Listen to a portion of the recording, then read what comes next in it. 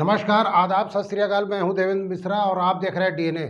धमतरी के सबसे पसंदीदा न्यूज़ चैनल में हम रोज़ लेकर आते हैं शहर से जुड़ी और आप सबको प्रभावित करने वाले मुद्दे, करते हैं उनकी एनालिसिस और बताते हैं खबरों के पीछे छिपी सच्चाई को। गहराई से परख होती है हर उस घटना की जो खबरों की भीड़ में आम होकर गुमसी हो जाती है। हम लेकर आते हैं परिचर्चा कार्यक्रम जिसमें शहर के प्रतिष्ठित लोग शहर हित की बातें बेबाकी से रखते हैं। वही मीडिया की चौपाल में हम शहर के जागरूक पत्रकारों का नज़रिया रखने की कोशिश करते हैं और समझते हैं, जबकि एक मुलाकात कार्यक्रम किसी एक शख्सियत की काबिलियत और नज़रियों को समझने की हमारी कोशिश है। बहरहाल आज हम लेकर आए हैं अपने जिला ब्यूरो की ग्राउंड जीरो से रिपोर्ट। देखिए क्या है आज की ताज़ा तरीन घटना। नमस्कार, मैं हूं सौम्या और आप देख रहे हैं डीएनए न्यूज़। आज की इस चर्चा में हम कुरुद के विधायक अजय चंद्राकर जी से बात करेंगे। उनसे कोरोना से जुड़े और राजनीति से जुड़े मुद्दे पर हम बात करेंगे। तो आइए बातचीत का सिलसिला हम शुरू करते हैं। जी सर, छत्तीसगढ़ में बढ़ते संक्रमण से इतने लोगों की मौतें हुई हैं, उनको मुआवजा मिलना चाहिए या नहीं, आप क्या मानते हैं? देखिए, कोरोना के बारे में उन लोगों ने बोल दिया कि आपदा प्रबंधन में केंद्र सरकार का कोई निर्देश नहीं है, इसलिए हम नहीं दे सकते, हाथ खड़ा कर दिया। आजकल एक फैशन हो गया है कि कोई भी चीज़ें निकलती हैं केंद्र राज्य सरकार के सर्कुलर, उसमें केंद्र सरकार जरूर जोड़ते हैं और ये राजनीतिक कारणों से जोड़ते हैं। तो मैं केंद्रीय कार्मिक मंत्री को एक पत्र लिखा हूँ कि इनकी भाषा अमर्यादित है और इन लोगों ने केंद्र सरकार के ऊपर आरोप लगाते हुए पत्र लिखा है, ये मान्य नहीं है, इसकी जांच करके कार्रवाई की जाए। इससे बड़ी बात हमने कही है जिसमें कांग्रेस शासित कई राज्य हैं जो ब्लैक फंगस को महामारी घोषित किए हैं। आप छत्तीसगढ़ में महामारी उसको कम से कम घोषित करिए और उसका इलाज फ्री में करवाइए, लेकिन अभी तक इस सरकार ने उस संबंध में कोई कार्रवाई नहीं की। छत्तीसगढ़ में कोरोना के बढ़ते संक्रमण से हुई मौतों के लिए आप किसे जिम्मेदार मानते हैं? मैं और पूरी दुनिया, हमारे माननीय प्रधानमंत्री सबने ये कहा है कि टीकाकरण इसका उपाय है। भूपेश बघेल जी छत्तीसगढ़ में टीकाकरण अच्छा हो रहा है बोलते हैं, आप लोग समझ जाते हैं अच्छा हो रहा है। 44 प्लस का जो टीकाकरण है वो अच्छा हो रहा है,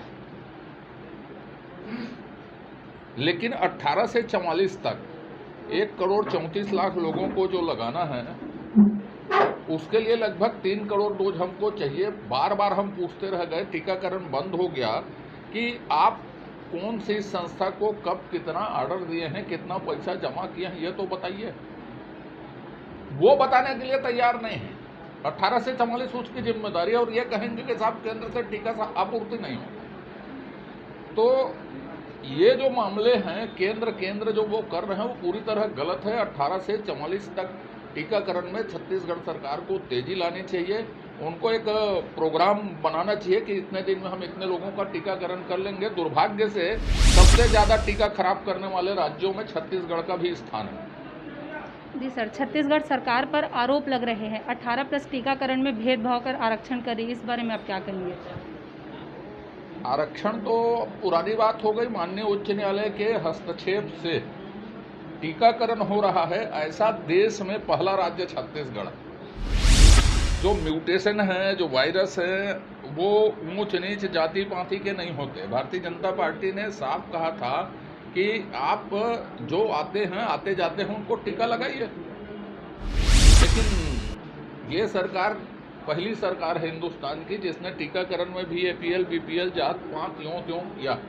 तो कुल मिला के ये कह सकते हैं कि उससे लड़ने के लिए कोई स्पष्ट नीति नहीं है और ये बड़ा कारण है कोरोना छत्तीसगढ़ में जो फैला। जीवन रक्षक दवा और एक्सरे मशीन की खरीदी को राज्य सरकार ने क्यों अटका रखा है?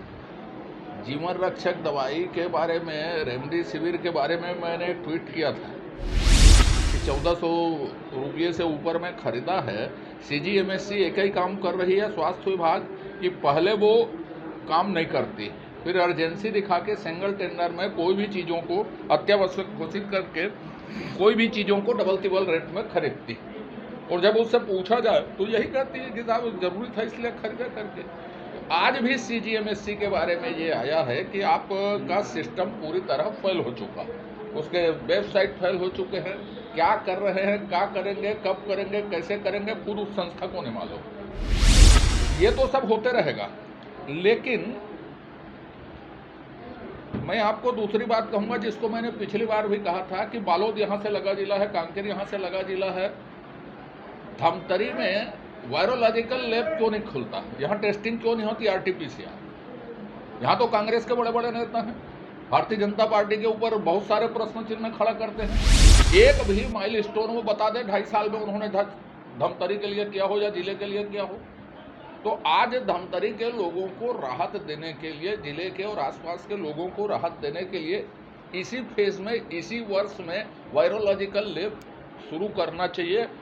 और कांग्रेस के लोग यदि 1 साल बाद होते हैं तो उसका कोई औचित्य नहीं है। कांग्रेस के लोगों को यह समझना चाहिए कि जरूरत अभी है, और थर्ड फेज की जो संभावनाएं दिखाई जा रही हैं उससे पहले धमतरी में वायरोलॉजिकल लैब खुलना चाहिए। जी सर, आपने आरोप लगाए हैं आसाम के चुनाव परिणाम छत्तीसगढ़ की प्रतिष्ठा के लिए बड़ा घातक रहा है, इसे आप स्पष्ट कीजिए। छत्तीसगढ़ की प्रतिष्ठा के लिए मैंने लिखा था, एक बार आप पढ़े होंगे तो, धन भी गया धर्म भी गया करके। पैसा भी वहाँ जाकर खर्चा किया कांग्रेस वाले, यहाँ लाख दारू भी पिलाए, दोनों बेकार हो गया, कोई काम का नहीं रहा। तो उस दृष्टि से बड़ा शून्य रहा, बड़ा कांग्रेस का मनोबल उससे बहुत गिरा है। और हॉस्पिटलिटी भी छत्तीसगढ़ की बदनाम हुई। डॉक्टर आलोक शुक्ल के स्वास्थ्य सचिव के रूप में नियुक्ति हुई है, इस पे तरह तरह की बातें की जा रही है, इसे आप स्पष्ट कीजिए। नहीं, मैं ब्यूरोक्रेसी के बारे में बोलता नहीं कभी, मेरा ध्यान राजनीतिक नेतृत्व पर होता है। और राजनीतिक मैं इतना ही कहूँगा कि छत्तीसगढ़ देश का एकमात्र राज्य है जहाँ पूर्णकालिक स्वास्थ्य सचिव इस पेंडेमिक के समय में भी नहीं। जी सर, मुख्यमंत्री सहायता कोष में विधायकों की प्रतिनिधि को समायोजित करने के मामले में आप क्या कहना चाहेंगे? मुख्यमंत्री राहत कोष में जो उन लोगों ने हिसाब जारी किया था, 53 करोड़ का कुछ पैसे अभी जमा हैं और कुछ पैसे, इतने पैसे हमने दिए, लेकिन उसका सवाल नहीं है ना। सवाल तो दारू में जो शेष लगा है, अभी तक वो 450 करोड़ के आसपास हो गया होगा। गोठान पर शेष लगा, चलिए उसकी बात नहीं करते। 350 करोड़ रुपया तो कर्मचारियों के एक दिन के वेतन का होता है। 182 करोड़ रुपया विधायक निधि होता है, वो सबका हिसाब देना। वो कहाँ गए वो पैसे? भारतीय जनता पार्टी का सवाल ये है। तो ये था पूर्व कैबिनेट मंत्री और कुरुद के विधायक अजय चंद्राकर जी से बातचीत का हमारा सिलसिला। इन्होंने विस्तार से हमारे प्रश्नों का उत्तर दीजिए। अब हमें दीजिए इजाज़त, आप बने रहिए हमारे साथ DNA न्यूज़ पर। जय हिंद, जय छत्तीसगढ़, जय धमतरी। तो ये था शहर में घटने वाली खबरों का लेखा जोखा। हम लेकर आते रहेंगे अलहदा तरीके से हर उस घटना को और एनालिसिस करते रहेंगे खबरों को। आप बने रहिए हमारे साथ DNA न्यूज़ पर। विदा लेने से पहले हम इतना ही कहना चाहेंगे कि आप सभी के सहयोग, समर्थन और सलाह से DNA धमतरी का सबसे विश्वसनीय और लोकप्रिय चैनल बन चुका है। हमें उम्मीद है कि हमारा ये विश्वास हमेशा बना रहेगा, क्योंकि ये आपका अपना चैनल है। जाते जाते हम ये बात जरूर कहना चाहेंगे कि कोरोना का खतरा अभी टला नहीं है, इसलिए आप सतर्क रहें, बचाव के उपायों को आत्मसात करते रहें, मास्क, सोशल डिस्टेंसिंग और सैनिटाइजर का उपयोग करते रहें। एक अहम बात, कोरोना अब ज़्यादा ताकतवर बनकर नए स्ट्रेन के रूप में हमला करने की फिराक में है, इसलिए कोई भी चूक आपके और आपके परिवार के लिए महंगी पड़ सकती है। इसलिए आप अपने परिवार का ख्याल रखिए और समाज को सुरक्षित रखने में योगदान दीजिए।